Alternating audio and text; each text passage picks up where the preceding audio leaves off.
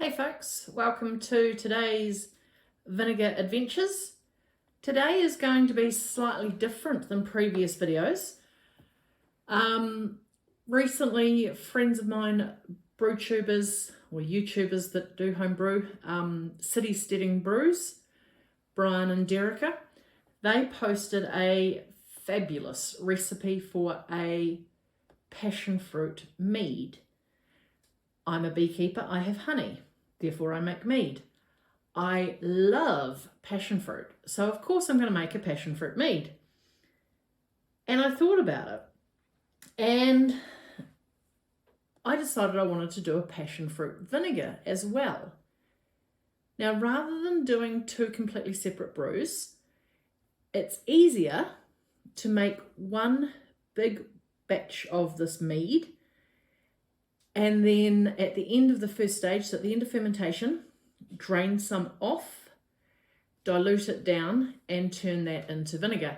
So instead of the 1 gallon recipe that City Steading Brews posted, I'm going to do a 1.5 gallon recipe because conveniently enough, I had plenty of passion fruit pulp in my freezer. So what we're going to do, the recipe I'll link up there in the top corner. I'll also put it in the description box below for the passion fruit mead recipe. What I'm going to do though is I'm just going to put the camera on time lapse. I'm not going to cover over what Brian and Derica have done. So I'm just going to make the mead as per the recipe. I'm just doing it 1.5 times the recipe, and I will stop at certain points and explain to you what I'm doing with various things, and then we will carry on with the video.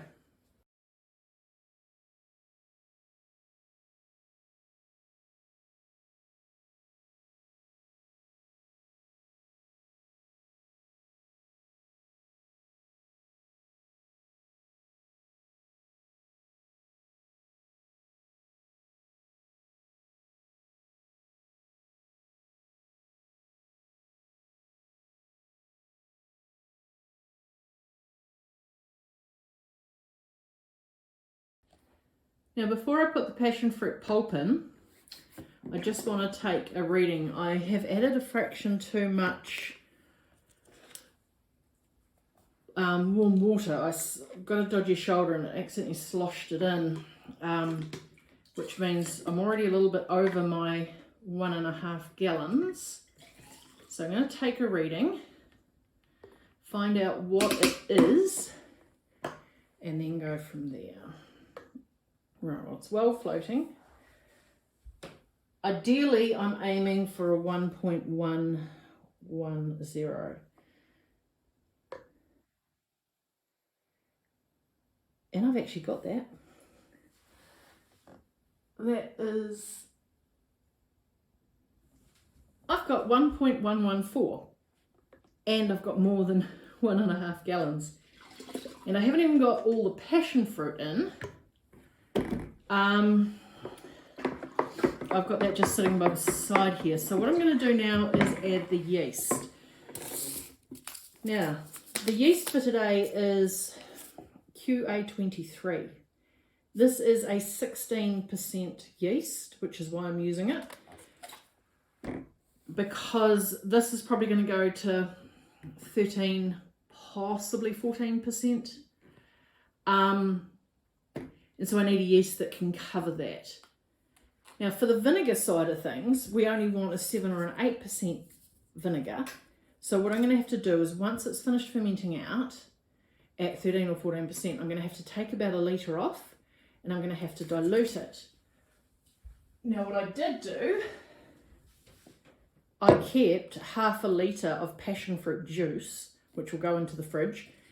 So that way when I dilute it, it's not going to dilute the passion fruit flavour from the vinegar by just using water.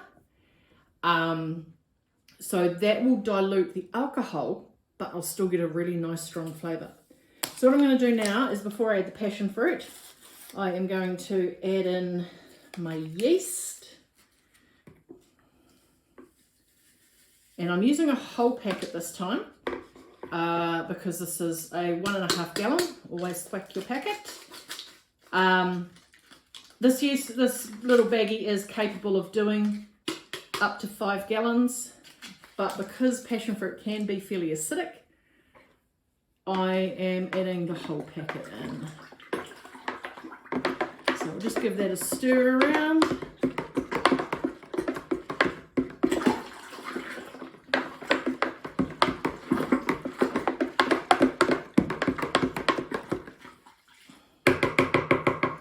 And we're going to very carefully lift this out and pour in the last of the juice.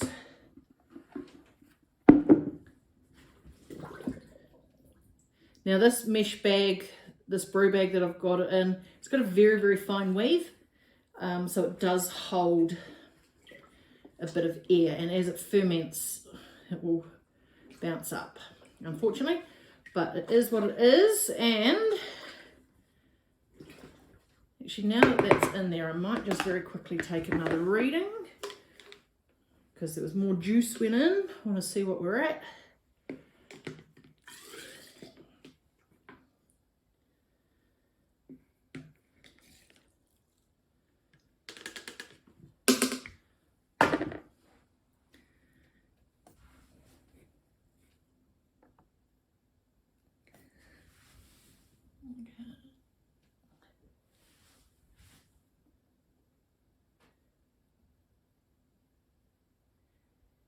Yep, we're still at 1.114.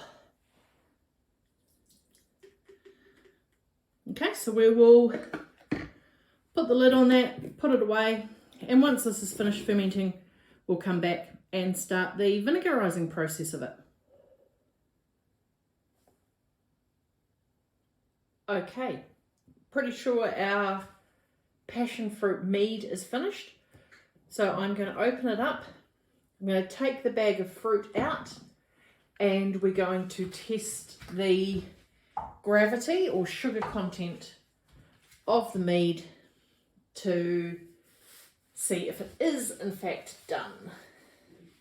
This is going to be messy, so we're going to do this very carefully, and I have sanitized my hands.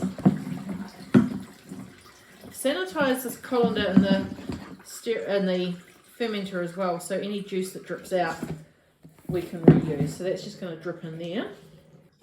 Right, let's take a reading then. Again, these have all been sanitized.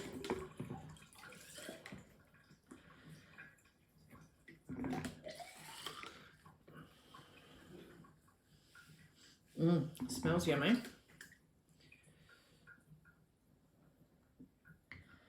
Okay, this is well and truly done.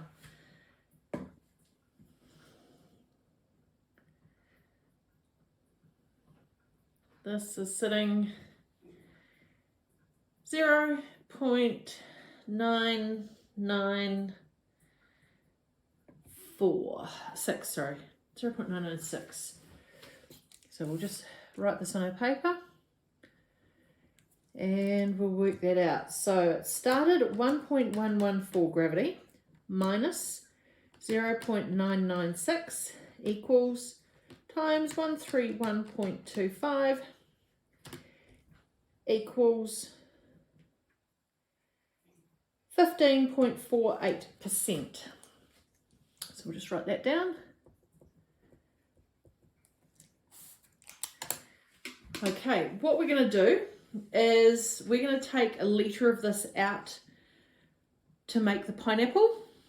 The rest of it I will rack into another container later, as soon as I finish this video, to turn into my the finished mead. So we've got our 1 litre of mead at 15.48%. I'm just going to put it in this larger jug because now we have to get it ready to turn to vinegar.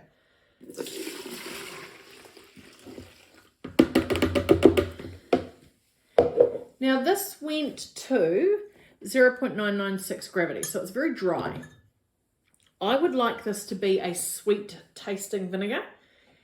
To dilute it, you'll remember I took off that passion fruit juice to add to it. I've also kept some lemon juice as well, because lemon and passion fruit go exceptionally well together, and they also go well with honey. Every summer I make a lemon, honey and passion fruit cordial syrup, and it's beautiful. So I'm going to sweeten this up now by adding some honey to make those honey flavors pop, and then we're going to dilute it down. So I've measured out 90 grams, or give or take 3 ounces of honey. This will get it up to the sweetness level that will be lovely. And this is raw honey from my own bees. It's not treated honey or pasteurized. And we're just going to give that a stir in till it's dissolved.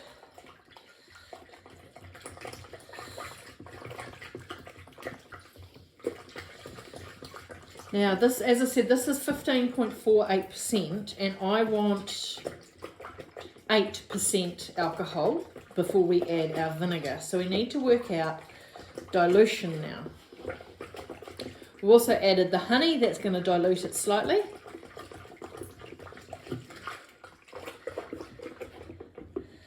Alright, that's all mixed in.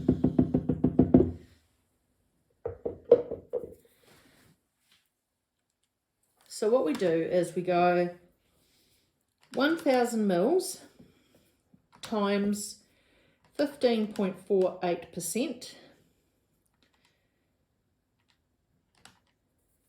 equals, and then we divide it by what our current volume is. Now that we've added the honey, so 1,100 mils, sorry. So it's now down to 14.07%. So we'll just write that down. So I want it now 8%. So we have 1,100 mils times 14.07 equals, and now we divide it by the final alcohol that we want. So we'd go divided by 8% equals 1934. So that's our final, that's going to be our final volume. So if we then minus the 1,100 we've currently got, we need to add 834 mils. Now I've got 500 mils of passion fruit juice here. I've got, oh, how much is that? Just over 250 mils of lemon juice. So we'll use those first, and then we'll top it up with a bit of water to get up to that final volume of 1,934 mils. So let's just add in our passion fruit juice. Give the last bit of stir because that's where all the yummy tangy flavours are.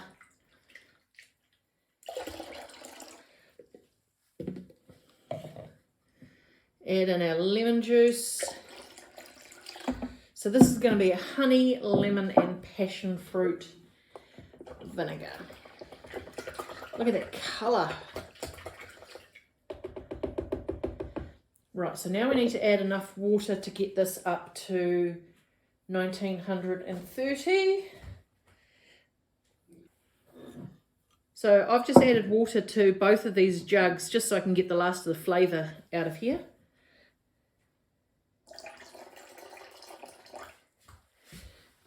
That's 1,500. So each one of these lines is 50 mils. So we're at 1,900. I'm going 1935 is just there.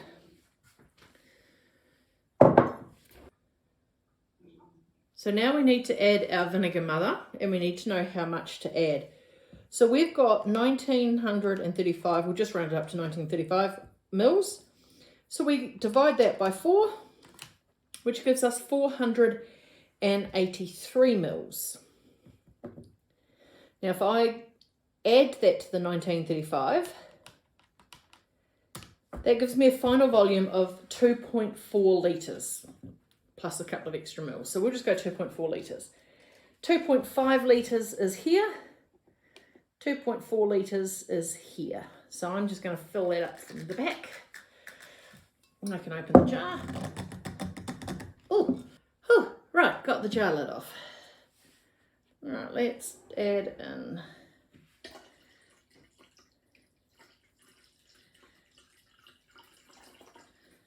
and 2.4 litres there.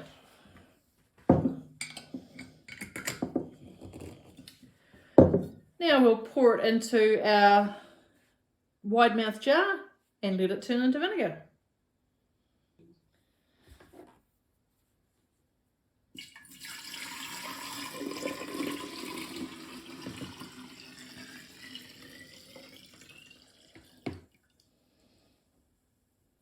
So now we put a cover over it and put it in the vinegar area to let the alcohol convert over. We'll also do our paperwork. So we're going to say we added honey, 90 grams. We added lemon juice. We added 500 ml. Sorry, 250 ml. We added passion fruit juice. We added 500 ml. And then we added 180 ml of water. We then added mother of vinegar. And I can't remember how much that was, but I'll work it out and write it down. So yeah, we do our notes and we put it away. Welcome back. It's been quite some time, and today we are going to test our honey, lemon and passion fruit vinegar. You can see it's growing quite the pellicle. It's got quite a bit of stuff in there, and it's also in a much smaller jar than when we first started it. There's been a lot of evaporation. I have been clearing off the pellicles as it's been producing them a lot of the time. But what I'm going to do first is I'm just going to draw off a sample, put it into here. We're going to test the pH on it, and then we're going to do some acid titration on it. So I'll just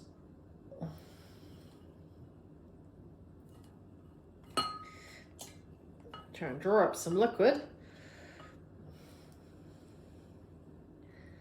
It doesn't have too much of those goopy bits in it.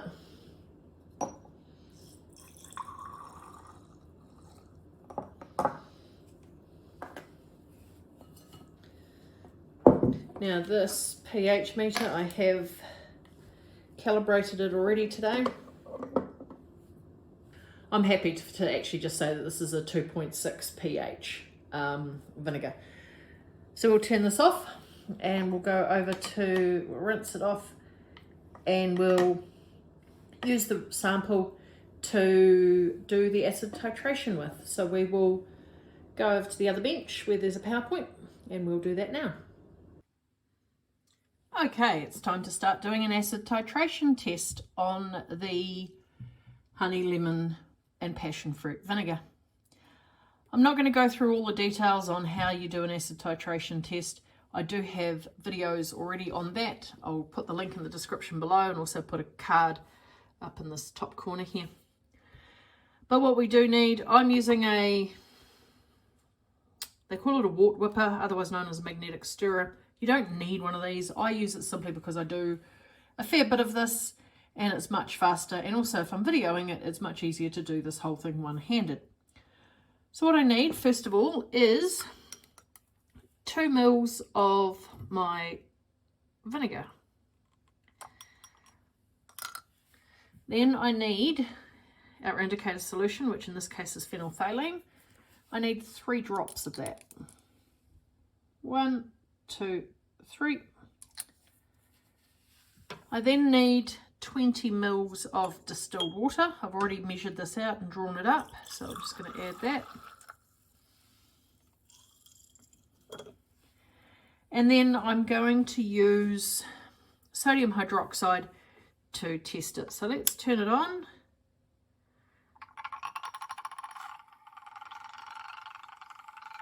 Right, and I've got a 3 ml syringe, and each one of these marks is 0.1 of a mil.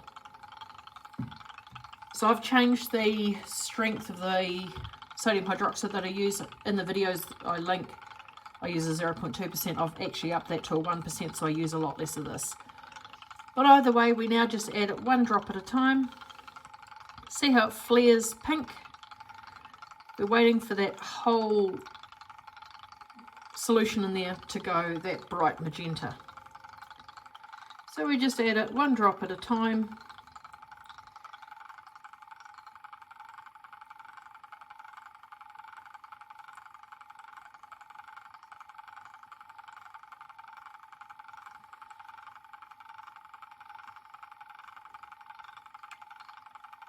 See how it's now taking a little bit longer for the pink to disappear?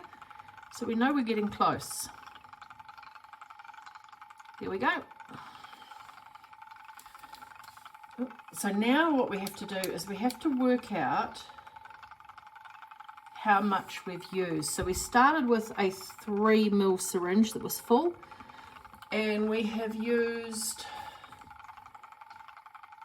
exactly 1.5 of that.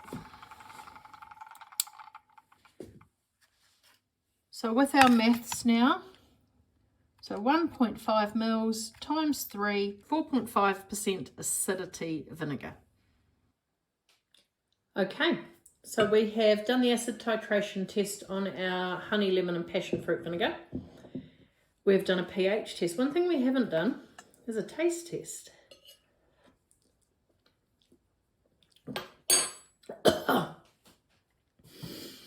Definitely vinegar. It does taste okay though. It tastes quite nice. Can't really taste the passion fruit as such. Now, I started this on the 5th of October. Today is the 9th of April. So it has been 6 months. On the 25th of October was when we actually added the mother. And then life got in the way.